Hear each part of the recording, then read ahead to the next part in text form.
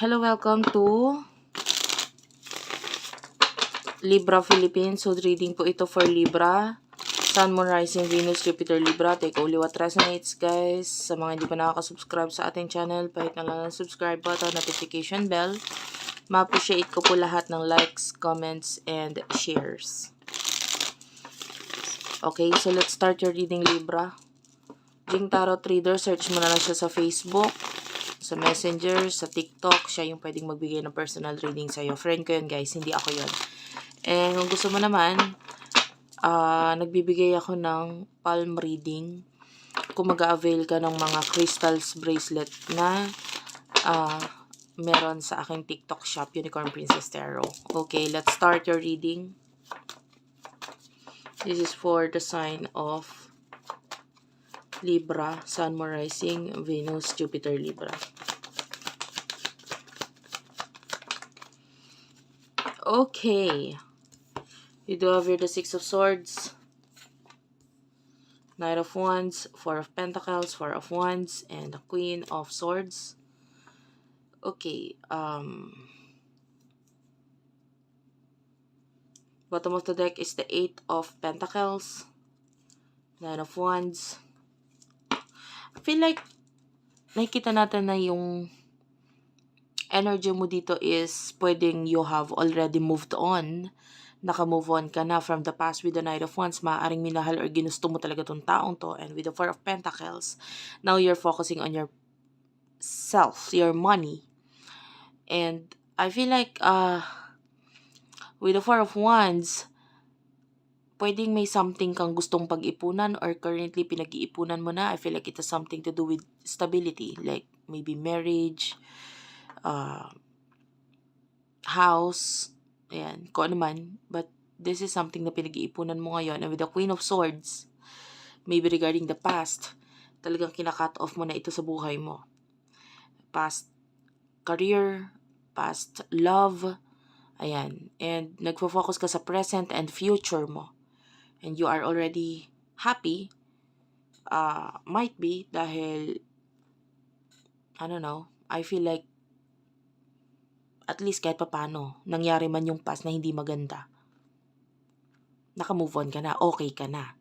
And that you are focusing sa mas better pang naghihintay sa'yo para sa future.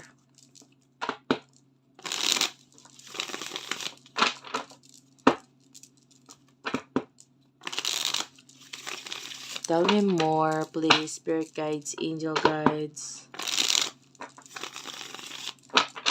Tell me more for the sign of Libra, Sun, Moon, Rising, Venus, Jupiter, Libra.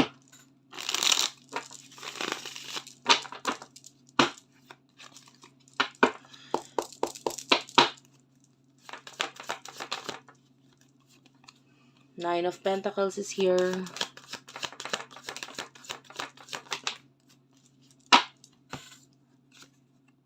The Chariot, the Temperance, okay, dalawang major arcana.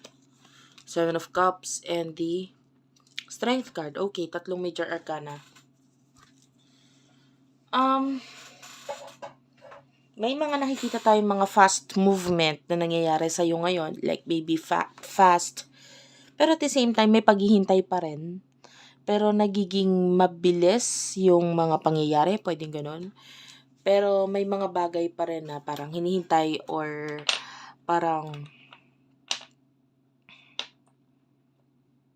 or might be pagdating sa future, parang mangyayari din yun. Parang ganun. Pero wait lang tayo. Parang may ganong energy.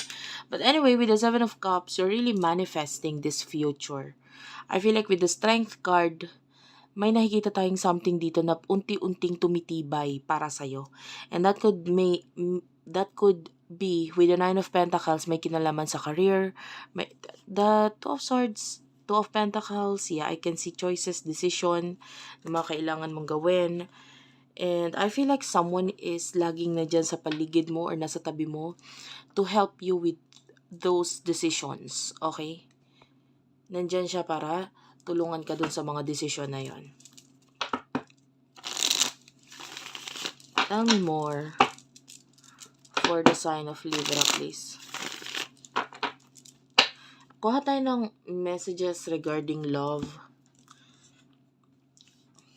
Kuha lang tayo ng konting messages pagdating sa love. Gagamit ako ng ibang card.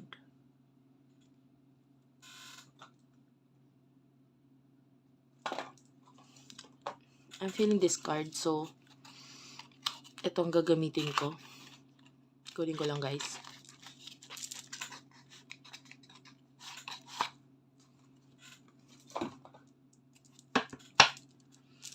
Pagdating sa love life ni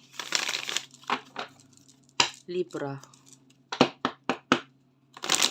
ano ang messages regarding dito?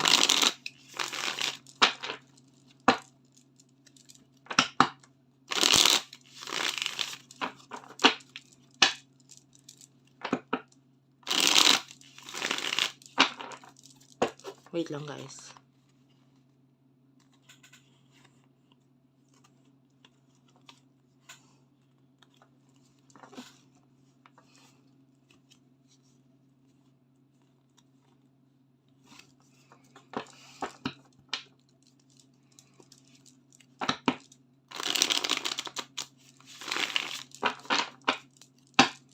One last shuffle.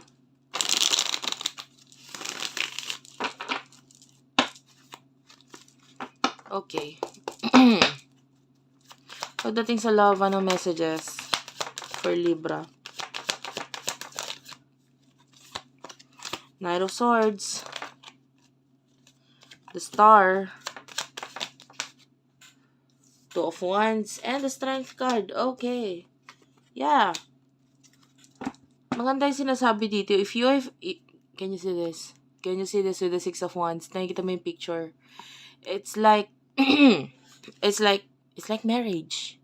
It's like relationship na maganda. Blessed.